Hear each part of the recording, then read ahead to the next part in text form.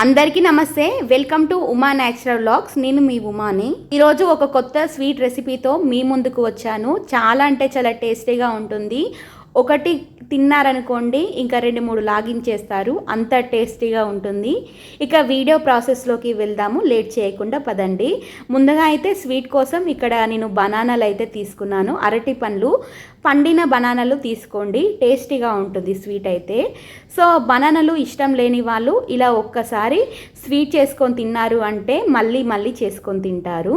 Sweet కోసం ఇక్కడ నేను బనానాలు అయితే తీసుకున్నాను. అరటి పండ్లు ఒక 2 తీసుకొని ఒక ప్లాస్టిక్ చిన్న బౌల్లో అయితే వేసేసుకుంటున్నాను. రౌండ్ షేప్లో కట్ చేసి ఇక తొక్క తీసి అయితే కట్ చేసి అయితే వేసేసుకోవాలి. సో ఇక్కడ నేనైతే 2 బనానాలు అయితే తీసుకున్నాను. ఇక్కడ మీరు అంటే ఒక 3 మెంబర్స్కి సరిపడా సరిపోతుంది ఈ స్వీట్ అయితే. అరటి పండ్లను రౌండ్ షేప్లో కట్ చేసుకున్న తర్వాత మనమైతే ఇక్కడ స్పూన్ అయితే తీసుకోండి, వీడియోలో చూపెట్టేటట్టు ఇలా స్పూన్ అయితే తీసుకొని కొద్దిగా ఆ స్పూన్ అయితే మల్చడం వల్ల ఏంటి అంటే ముక్కలు మెత్తగా చేయడానికి మనకి హెల్ప్ అవుతుందన్నమాట. సో ఇక్కడ మంచిగా స్మాష్ చేయాలి. సో మంచిగా మెత్తగా అయ్యేటట్టు కలుపుకోవాలన్నమాట. చూపుడు వెలితో ఉంటుంది కదండి, స్పూన్ మీద పెట్టి సో మనమైతే కలుపుకోవాలి వీడియోలో చూపేటట్టు. తర్వాత స్వీట్ కోసం ఇక్కడ ఒక ఎగ్గునైతే తీసుకున్నాను.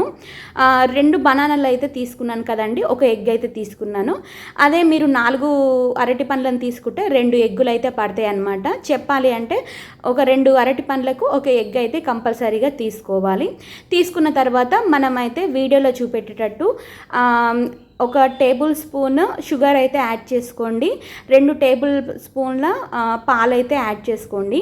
ఎక్కువ ఏం అవసరం లేదండి, చక్కెర అలాగే పాలు ఉంటే సరిపోతుంది. సో అందరి ఇండ్లల్లో అన్నీ ఉండాలని లేదు కదా, సో నేనైతే సింపుల్గా చూపెడుతున్నాను అనమాట. ఈ పండ్లను గుడ్డు వేసి మంచిగా కలుపుకొని పక్కకు పెట్టేసుకున్నాం కదా. సో చక్కెర పాలు వేసి ఇక తర్వాత స్టవ్ ఆన్ చేసి మనం ఇక్కడ దోశలు వేసే పెనం ఉంటుంది కదండి, సో అది పెట్టి బాగా హీట్ అయ్యాక సో ఇది నెయ్యి అండి. సో నేను ఫ్రిడ్జ్లో పెట్టాను, సో గట్టిగా అయ్యింది, అది బటర్ కాదు.